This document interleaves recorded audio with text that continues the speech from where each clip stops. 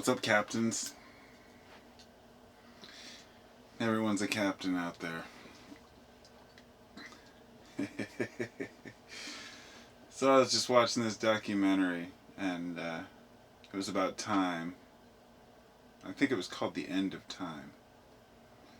It's on Netflix. And it started out with about 5 minutes of silence. Pretty much the entire documentary is silence. Pictures, ideas, volcanoes, nature, particle accelerators, a few other ideas thrown in for fun. And get this thing up here. As I was turning it off, I was pausing it to come out and do this video. Just as I was pausing it, they were talking about Detroit and how Detroit is that symbol for what America will become. And it said that the automobile changed the way we perceive time by changing the way we perceive distance. At least I think that's how it was. I had it in my head when I came out here, but yeah, change the way we perceive time by changing the way we perceive distance. And that was, I wouldn't say it was a revelation, but it brought up quite a few other points that I'd thought about in the past, such as the phases and the ages that we're going through, the periods, and how what I call the quickening, if you will, everything that's happening is speeding up, and it seems to be moving towards this crux event. And of course people have been saying this for thousands of years. The end of time is always around the corner. It's always the next day. It's always going to happen at this millennium or this time. Take the Y2K, for example. I never bought into that whole Y2K thing. It's like, okay, we're basing this on our Gregorian calendar, you know? Not on any celestial, astronomical event. But the way that we perceive time is so skewed and so impossible to compare.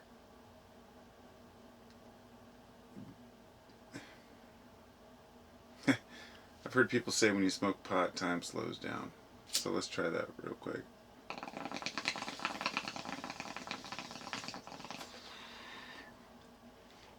Whoa.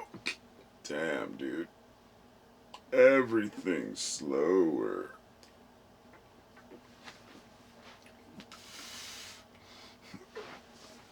Yeah. No, that doesn't work that way for me.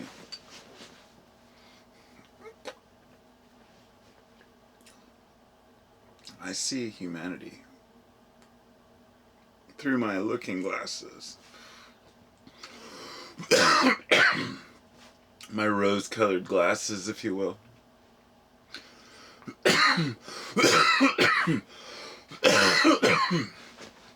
That's an honest cough. A fake sip. I made a video last year. During the video, I took a sip off of my coffee. Somebody left a comment. They suspected that I was trying to mislead people, and that I was some kind of false whatever. And he claimed that I took a fake sip off of my coffee.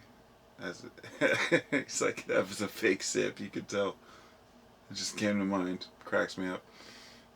Fake toke, fake cough. Anyway, you know, I'm definitely not on any particular subject tonight, but I just I woke up and we went to the fair today, Clark County Fair, and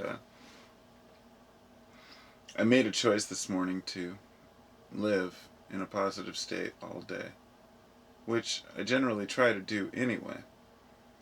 But I've noticed that lately It's what I've found is that, you know how Christians or, you know, might go to church on Sunday, or groups of women might get together on a particular day to their sewing circles so they can talk and get out there, you know, what they have. Some people may go play sports with their friends, you know, every week or something. It's that release and a way to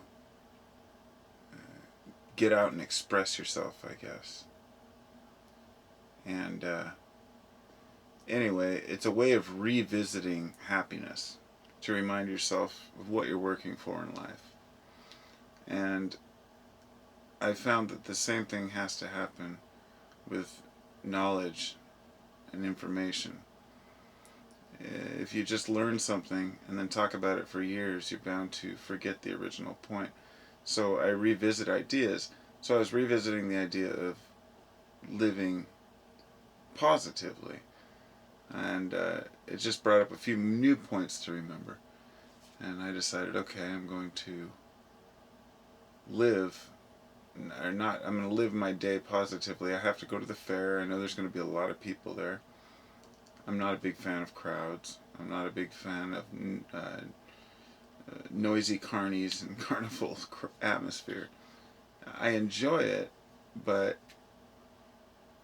I can fool myself into not enjoying it if I'm not careful, by convincing myself, oh, I'm ready to go, or I'm just bored, or I'm not really enjoying myself.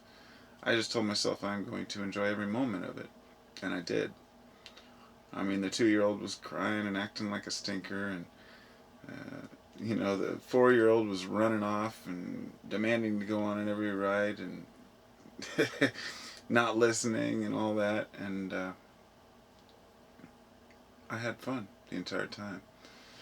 And those are some of the most important things to how we live our life. The shit that we forget all the fucking time. And and what I'm talking about is not just positivity or thinking positive, but embracing where you're at any one point. Time, because when I was thinking about the whole time idea, what is time? It's like we're race to get to the next thing. And that's why living in the now is so important, but still considering tomorrow. So it's that balance. But what is time but a set of experiences?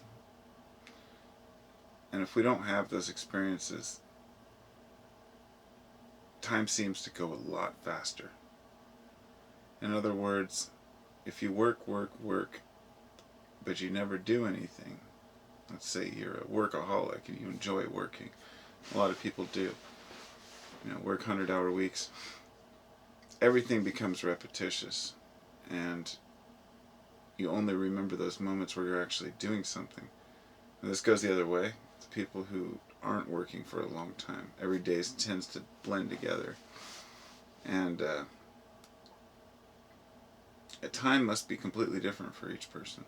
I mean, because I know how it is for me with kids now. My oldest is 19, and the years went by at such an interesting rate. But then when I had my other kids, you know, 2 and 4 now, almost 5, it's just an amazingly different experience, because you're gauging how much time you've spent since your child's birth on how old they are. So there's no looking back saying, oh, this may have been 4 or 5 years ago. You find that the older you get, looking back 4 or 5 years becomes like, oh no, that was 10 years ago. Oh shit. Getting older's a bitch, but it's awesome. I've always told myself that time, to me, it means really nothing, the idea of what time is. The best description I can give of time is a measurement of the passing of celestial events. If we had nothing to compare time to, in other words, if we didn't have a day, we couldn't very well have 24 hours. If there was no light and dark cycle, we have to have cycles. So time is a measurement of the celestial cycle that exists. But the reason why we consider it passing time is as if, okay, it's gone now. And that's not the way it is. Time is a component of space. It's integral to space. It's like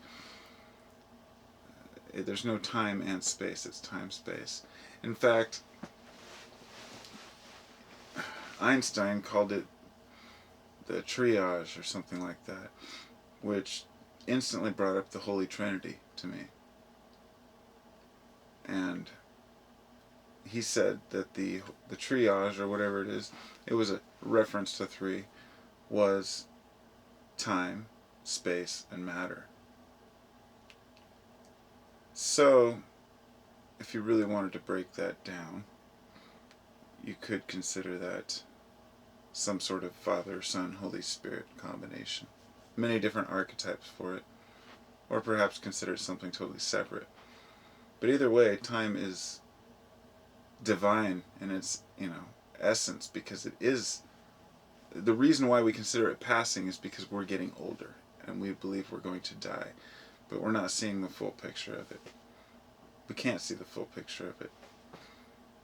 As humans, we're incapable of understanding the full picture of it.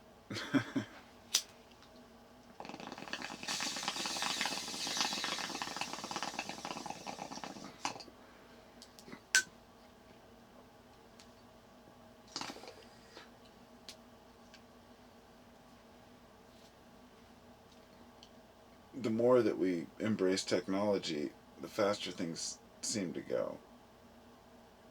The periods of yesterday, which may have lasted a few thousand years, and then all of a sudden there was these ages which lasted a few centuries, then the Industrial Revolution for a century, and then all of a sudden the computer age, and the digital age, all these different things that are coming and going, and we're coming to this point.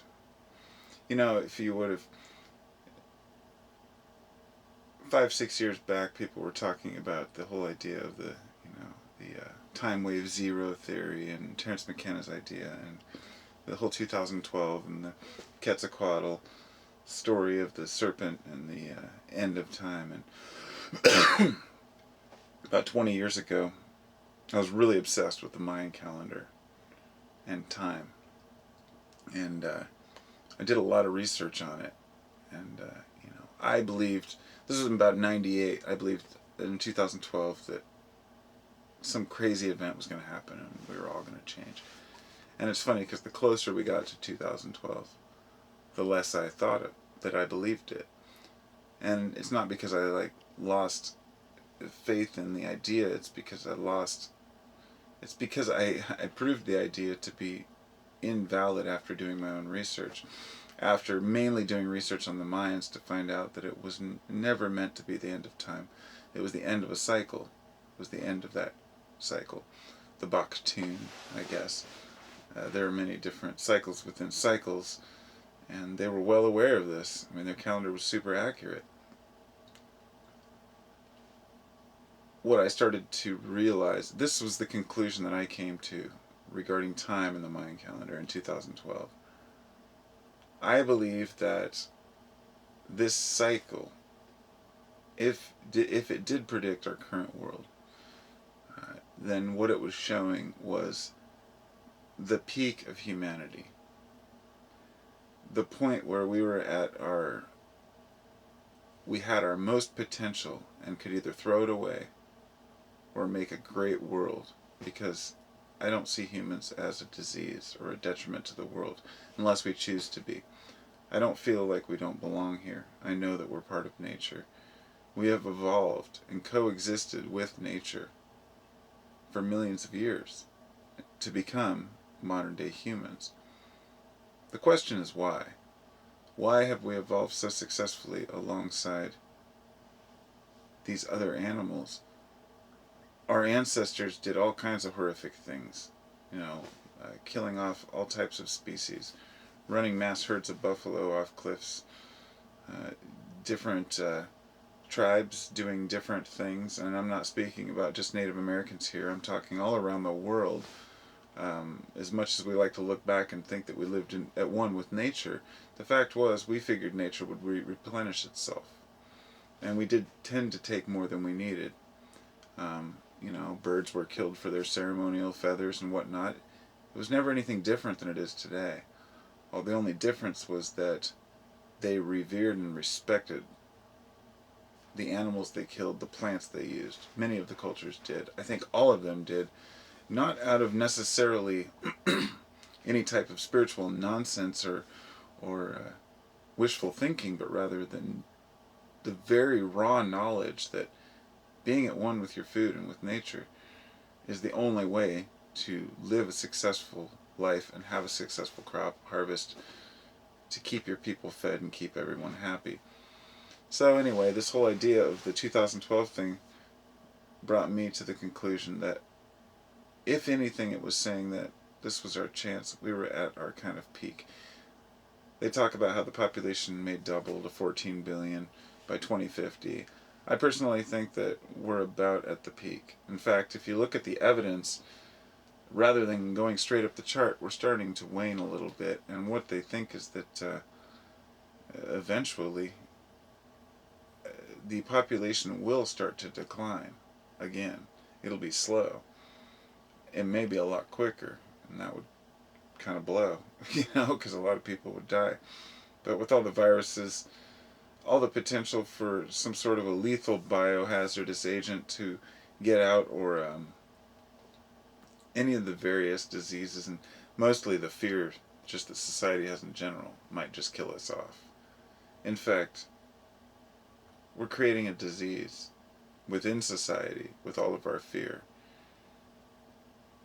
The hopes was that a little bit of conscious science and research could get us out of this dark age thinking and get us to a point where we could not fear some of the things we used to fear, not think that we're being punished when there's a storm, but realize that we're living in an ecosystem in a perfectly woven network of time and matter and space, and that as much as we want to have all the answers, it's not always that easy.